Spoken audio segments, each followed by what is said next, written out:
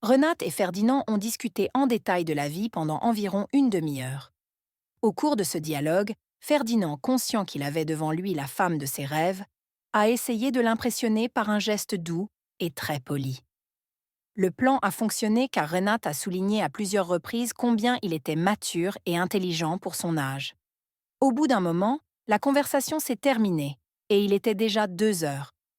Renate et Karl se mirent tous deux au travail.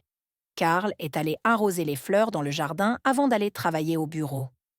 Renate, elle, s'est levée pour repasser et faire la vaisselle, tandis que Karl est monté dans la chambre pour discuter avec ses amis en ligne.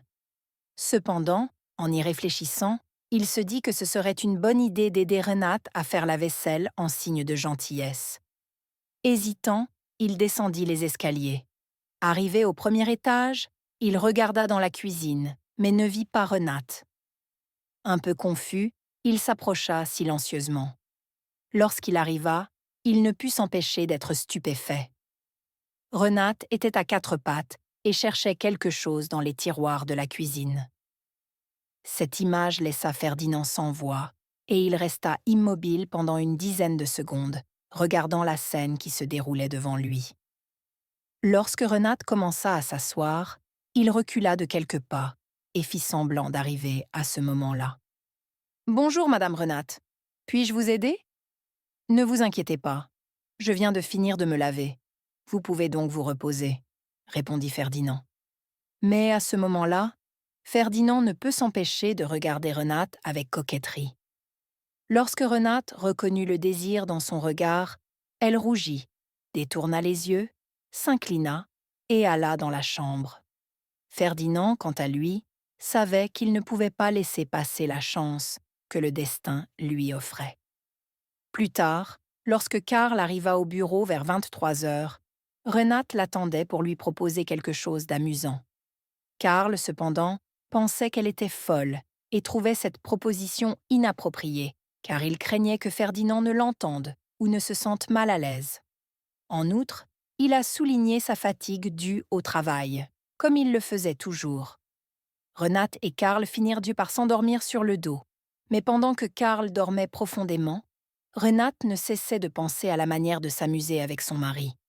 Une trentaine de minutes se sont écoulées et, une fois de plus, elle n'a pas trouvé le sommeil. Elle se leva pour boire de l'eau et descendit silencieusement les escaliers. Dans le salon, elle remarqua que Ferdinand était assis sur le canapé et regardait la télévision. Renate s'approcha et réalisa qu'il ne savait pas qu'il aimait se coucher si tard. Ferdinand a expliqué qu'il ne pouvait pas bien dormir parce que c'était la première nuit qu'il passait dans la maison d'un étranger. Comme Renate s'ennuyait et n'avait pas envie de retourner au lit pour écouter les ronflements de son mari, elle a demandé à s'asseoir à côté de Ferdinand pendant un moment, ce que ce dernier a bien sûr accepté. Renate a commencé à poser des questions à Ferdinand sur la vie en ville et sur les gens qui y vivent, et Ferdinand a sincèrement partagé les aspects positifs et négatifs. À son tour, Ferdinand a essayé d'en savoir plus sur Renate, ses désirs, ses rêves et ses objectifs. Ils ont parlé pendant une dizaine de minutes, jusqu'à ce que Renate remarque quelque chose qui l'a fait rougir. Elle avait oublié qu'elle ne portait qu'un chemisier sans rien d'autre en dessous, ce qui mettait ses attributs plus en valeur que d'habitude. Renate pensa d'abord qu'elle pourrait être gênée, mais quelque chose en elle s'y opposa. Les minutes de conversation semblaient très agréables pour tous les deux, mais Ferdinand se sentait mal à l'aise de parler à une femme imposante au milieu de la nuit, pendant que son mari dormait. Une situation qu'il ne connaissait que par les films, pas par la réalité. L'esprit de Renate était déchiré entre le désir inassouvi à cause de son mari et le péché qu'elle sentait pouvoir se matérialiser. Lorsqu'elle se sentit un peu fatiguée et endormie et qu'elle remarqua que l'atmosphère se réchauffait, elle décida de faire une pause. Elle dit au revoir à Ferdinand, qui la regarda partir d'un air déçu. Renate monta à nouveau les escaliers, et lorsqu'elle se coucha pour dormir, elle le fit d'une traite. Elle ne pouvait s'empêcher d'être excitée par l'atmosphère qui s'était créée. Le lendemain, Renate se réveilla tôt, comme d'habitude, pour préparer le petit déjeuner. Dans son esprit, la matinée était tout à fait normale, mais Renate ne pouvait s'ôter de la tête l'idée qu'elle et Ferdinand seraient seuls à la maison quand Karl irait travailler. À ce stade, Renate ne voulait plus rien avoir à faire avec Ferdinand parce qu'il était le neveu de son mari, mais elle trouvait amusant de se sentir désirée par quelqu'un d'autre que son mari pour la première fois de sa vie. Elle a donc simplement fermé le site web et s'est assise en regardant le plafond, ne sachant pas quoi faire de sa vie. La curiosité l'a poussée à chercher le plus possible sur l'ordinateur de son mari, et elle a eu la désagréable surprise de découvrir un dossier contenant plus de 200 vidéos pour adultes. Renate ne peut s'empêcher de se sentir trahie. Après avoir passé une vingtaine de minutes à regarder tout le contenu que son mari lui avait caché, elle a compris qu'il était temps de se venger au moment où il s'y attendait le moins. Ce soir-là, Renate a fait comme si rien de grave ne s'était passé. Elle prépare le dîner, dîne avec Karl et Ferdinand et commence à faire la vaisselle. Mais pendant qu'elle faisait cela, il s'est passé quelque chose qu'elle pensait ne jamais faire. Pendant que Karl travaillait au bureau, Renate a demandé à Ferdinand, qui l'aidait à faire la vaisselle, si elle pouvait lui parler plus tard dans la soirée. Elle lui a demandé de l'attendre sur le canapé. Cette nouvelle a eu un impact important sur Ferdinand. Il pensa que la conversation de la veille ne se reproduirait jamais et que sa grande chance avait été gâchée. Lorsque Renate remarqua que Karl était de nouveau épuisé dans son lit, elle se leva, un sentiment d'excitation envahissant tout son corps. Alors qu'elle descendait silencieusement les escaliers, elle remarqua Ferdinand, qui était assis devant la télévision. Elle se dirigea vers lui et le salua, et Ferdinand, très excité, la salua, ne sachant pas ce qui l'attendait ce soir-là. Cette fois-ci, Renate avait envie d'être emportée dans toutes les directions. Dès qu'elle en eut l'occasion, elle s'approcha lentement de Ferdinand. Ferdinand, comprenant la situation, ne pouvait s'empêcher d'être nerveux. Soudain, ils se regardèrent et en un instant, leurs lèvres se rencontrèrent dans un baiser passionné. Renate savait que ce qu'elle faisait était mal, mais elle savait aussi que c'était ce qu'elle voulait faire. Sans faire trop de bruit et presque instinctivement, Renate et Ferdinand montèrent les escaliers et se dirigèrent vers la chambre de Ferdinand. En chemin, Renate prit soin d'ouvrir discrètement la porte de la chambre de Karl pour entendre ses ronflements. Renate et Ferdinand allèrent donc dans la chambre voisine et passèrent la nuit ensemble. Une nuit que Renate savait qu'elle n'oublierait jamais.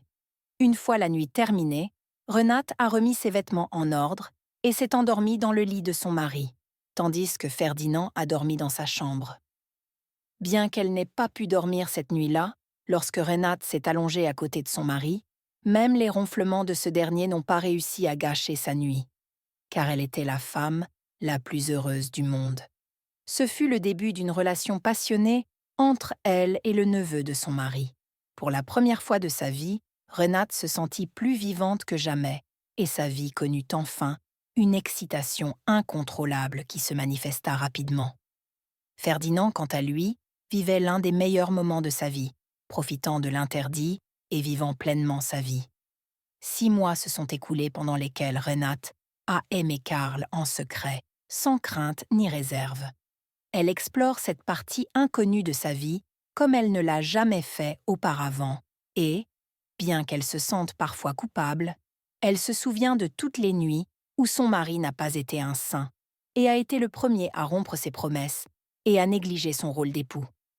Ferdinand, en revanche, jeune et charmant, n'éprouve pas le moindre sentiment de culpabilité. Au contraire, il s'efforce de rendre inoubliable chaque matin, chaque après-midi, chaque soirée passée avec Renate. L'aventure de Renate et Ferdinand dura plus d'1 an, jusqu'à ce que Ferdinand doive quitter la maison de Karl. Le jour de leur dernière soirée ensemble, Ferdinand les a remerciés tous les deux pour les bons moments passés, en particulier Renate, qui l'a vu partir avec tristesse. Cela ne les a pas empêchés de continuer à se voir. Ferdinand s'installa dans une résidence d'étudiants près de l'université et trouva un bon emploi, de sorte que Renate et Ferdinand continuèrent à se voir en secret, sans que Karl n'en sache rien. Karl avait pris l'habitude d'ignorer sa femme et de l'utiliser à sa guise. Un jour, alors que Renate était à la maison, elle reçut un message de Ferdinand, lui demandant de le rejoindre dans son nouvel appartement.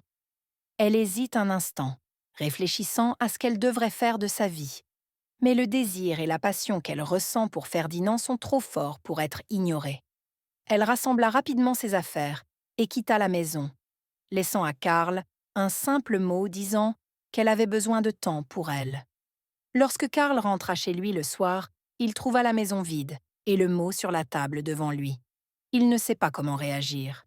Les mois qui suivirent furent difficiles pour Karl, qui n'avait jamais imaginé que sa femme partirait ainsi. Pendant ce temps, Renate mène une nouvelle vie avec Ferdinand. Mais au fil du temps, elle commence à ressentir un vide intérieur, un manque de stabilité auquel elle ne s'attendait pas. Bien que la passion et l'excitation aient d'abord dominé leur relation, Renate a commencé à se demander si elle avait pris la bonne décision en laissant tout derrière elle. La vie avec Ferdinand n'est pas aussi facile qu'elle l'avait imaginé, et elle commence à regretter certaines de ses décisions. Un soir, après une longue journée, Renate fait part à Ferdinand de ses doutes et de son insécurité. Ferdinand, impressionné par ses paroles, tente de la calmer et lui dit qu'ils peuvent tout affronter ensemble. Mais Renate avait changé intérieurement et ne pouvait plus ignorer qu'elle était allée au-delà de ce qu'elle pouvait supporter. Finalement, après des mois de réflexion et de lutte intérieure, elle a pris une décision difficile. Elle a décidé de partir et de chercher à nouveau un sens à sa vie, mais cette fois-ci, seule. Elle remercie Ferdinand pour tout ce qu'ils ont partagé, mais lui dit aussi qu'il doit trouver sa propre voie. Ferdinand respecte sa décision, même si elle lui brise le cœur. Renate quitte l'appartement de Ferdinand et commence une nouvelle vie, plus indépendante et conforme à ses souhaits et à ses besoins. Elle a compris qu'elle ne pouvait pas trouver son bonheur auprès d'une autre personne, mais seulement à l'intérieur d'elle-même. Il entame ainsi un nouveau chapitre de sa vie, cette fois avec une idée plus claire de qui il est et de ce qu'il veut vraiment. Enfin, nous espérons que cette histoire vous a plu et nous vous invitons à l'aimer et à la commenter. Nous vous invitons également à vous abonner, car cela contribue grandement à la croissance de la chaîne et apporte beaucoup plus d'histoires intéressantes.